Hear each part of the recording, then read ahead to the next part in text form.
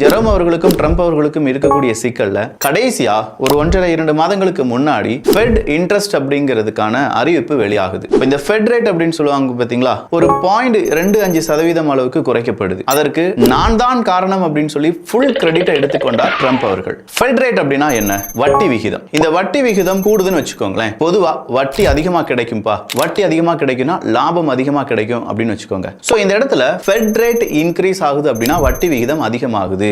So நாம government கிட்ட கவர்மெண்ட்னுடைய bond ஏதாவது வாங்கணும்னா வட்டி விகிதம் அதிகமா இருக்கிறதுனால நமக்கு கூடுதலான இன்கம் அப்படிங்கிறது கிடைக்கும். சோ வட்டி விகிதம் அதிகமாகிறதுனால மனிதர்கள் என்ன செய்வாங்கன்னா அவங்களுடைய பணத்தெல்லாம் எடுத்து இந்த மாதிரி வட்டி விகிதம் கூடுதலா இருக்கே கவர்மெண்ட் பாண்ட், கவர்மெண்ட் சம்பந்தப்பட்ட நிறைய விஷயங்களை இன்வெஸ்ட் பண்ணுவாங்க. இப்படி இன்வெஸ்ட் பண்றதுனால அந்த பக்கமா இருக்கக்கூடிய தங்கத்தை யாருமே பார்க்க மாட்டாங்க. ஏய் தங்கம், நீ அங்கே இருப்பா, எனக்கு அதை விட கூடுதலா லாபம் இங்க ஃபெட் ரேட் இன்க்ரீஸ் ஆகிறதுனால கிடைக்குதுப்பா அப்படின்னு சொல்லி இங்க கொண்டு போட்டுருவாங்க. சோ வட்டி விகிதம் கூடினால் ஃபெட் ரேட் அப்படிங்கிறது இன்க்ரீஸ் ஆச்சு அப்படின்னா கோல்ட் ரேட் அப்படிங்கிறது ஆட்டோமேட்டிக்கா கம்மியாகணும். இதுதான் விதி. அப்படின்னா ஃபெட் ரேட் மறுபடியும் கம்மியாச்சு அப்படின்னா இந்த இடத்துல அதாவது வட்டி குறையுது அப்படின்னா மக்கள் எல்லாரும் என்ன செய்வாங்க? அப்போ அந்த பணத்தெல்லாம் எடுத்து வட்டி கம்மியா தான்ப்பா கிடைக்குது, அந்த பணத்தை எடுத்து நான் வேற ஏதாவது இன்வெஸ்ட்மெண்ட்ல பண்றேன் அப்படின்னு சொல்லி நேரடியா டாலருக்கு இணையான இன்வெஸ்ட்மெண்டா பார்க்கப்படுவது எது அப்படின்னு பாத்தீங்கன்னா கோல்டு தான். கோல்டுல கொண்டு போடுவாங்க. அதனால தான் ஃபெட் ரேட் டிக்ரீஸ் ஆகும்போது கோல்ட் ரேட் அப்படிங்கிறது அப்வர்ட்ஸ்க்கு மூவ் ஆகும்.